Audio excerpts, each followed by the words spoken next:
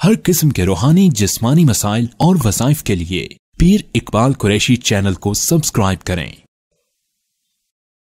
نحمدہ ونصلی علی رسولہ الکریم، اما بعد فاعوذ باللہ من الشیطان الرجیم، بسم اللہ الرحمن الرحیم۔ ربیع الاول کی 5 تاریخ کا ایک خاص عمل آپ کو دینا ہے جو اللہ رب العزت نے حضرت یونس علیہ السلام کے وسیلہ سے ہمیں عطا فرمایا۔ انسان کسی بھی تکلیف، پریشانی یا کسی بھی بڑی سے بڑی مصیبت میں یہ عمل اختیار کر لے، اللہ چند منٹوں میں فریاد اس کی سن کر وہ پریشانی دور کر دے گا۔ چونکہ انسان جب تکلیف میں ہوتا ہے تو اللہ کی طرف متوجہ ہو جاتا ہے، اور جیسے ہی تکلیف ہٹتی ہے تو انسان اکثر اللہ سے غافل ہو جاتے ہیں۔ جو خوشحالی میں بھی اللہ کو یاد رکھے گا، اللہ اسے پریشانی میں کبھی نہیں بھولے گا۔ اور اللہ تو ہے ہی غفور رحیم ذات، اللہ تو تانا بھی نہیں دیتے۔ اگر انسان 60 سال اللہ کی نافرمانی کرے اور صرف اپنی پریشانی اور تکلیف کو سامنے رکھ کے اللہ کے سامنے ہاتھ اٹھائے فریاد رسی کرانے کے لیے، اللہ پھر بھی اس کی سنتے ہیں۔ بتوں کے آگے سجدہ کرنے والے، غیر اللہ کی پجاری، لیکن وہ بھی جب پریشانی میں اس کے سامنے ہاتھ اٹھاتے ہیں تو وہ پھر بھی ان کی فریاد رسی کرتا ہے، چونکہ اللہ ہے ہی غفور رحیم۔ اب یہ ایسا عمل ہے کہ آپ 5 تاریخ کو ربیع الاول کی دن یا رات میں یہ کر لیں، اللہ آپ کی پریشانی کو دور فرما دے گا۔ اللہ آپ کی ہر پریشانی کو دور فرمائے گا۔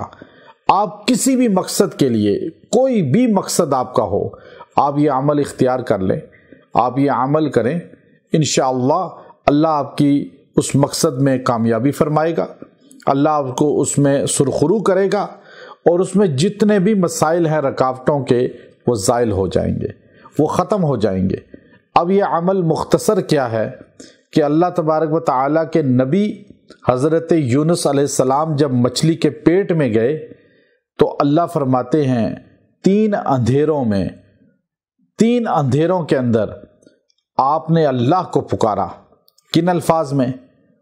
وَنَجَّيْنَاهُ مِنَ الْغَمِّ، اللہ نے آپ کو پھر نجات دی اس غم سے۔